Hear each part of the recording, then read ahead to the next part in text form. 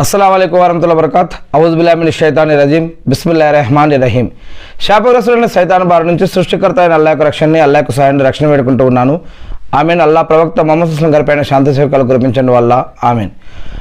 ఖురాన్ మరియు హదీసుల ఆధారంగా రంజాన్ యొక్క ఉపవాసాలలో అనేక విషయాలు ఉన్నాయి.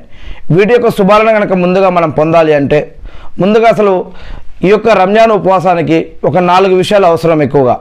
ఒకటి విజ్ఞానం అంటే జ్ఞానం, రెండవది విశ్వాసం, మూడవది ఆచరణ, నాలుగవది ఆరోగ్యం. ఈ 4 విషయాలు ఉంటే కనుక మనం రంజాన్ యొక్క శుభాలను పొందే అవకాశం ఉంది. ముఖ్యంగా విజ్ఞానం అంటే జ్ఞానం సంపాదించాలి. ముందుగా ఆ జ్ఞానం అంటే ఏమిటి, ముందుగా అసలు ఉపవాసం ఎందుకు ఉండాలి, ఎవరి కోసం ఉండాలి, ఎలా ఉండాలి, ఎలా ఉండకూడదు, ఉంటే లాభం ఏంటి, ఉండకపోతే ఏం నష్టం కలుగుతుంది, ఇలాంటి యొక్క జ్ఞానాన్ని సంపాదించాలి.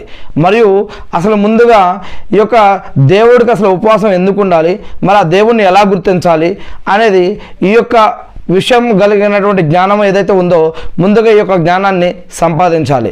రెండవది విశ్వాసం అంటే ఈ యొక్క జ్ఞానం మనకి వచ్చిన తర్వాత ఈ యొక్క జ్ఞానం మీద మనం విశ్వాసం పెట్టాలి. అంటే దేవుడు నిజంగా ఉన్నాడు, మరి ఈ యొక్క ఉపవాసం అనేది మనకి పెట్టాడు. జీవన మరియు ఆరాధన పద్ధతుల్లో ఈ యొక్క ఉపవాసం కూడా ఒకటి. మరి ఈ యొక్క ఉపవాసం మరి నా గురించి దేవుడు ఎందుకు పెట్టాడు అనే యొక్క జ్ఞానం మనకు తెలిసిన తర్వాత, నేర్చుకున్న తర్వాత మరి ఆ దేవుడి పైన విశ్వాసం పెడుతూ, ఉపవాసం మీద కూడా విశ్వాసం పెడుతూ మనం కొన్ని విషయాల మీద ఇంకా విశ్వాసం కలిగి ఉండాలి.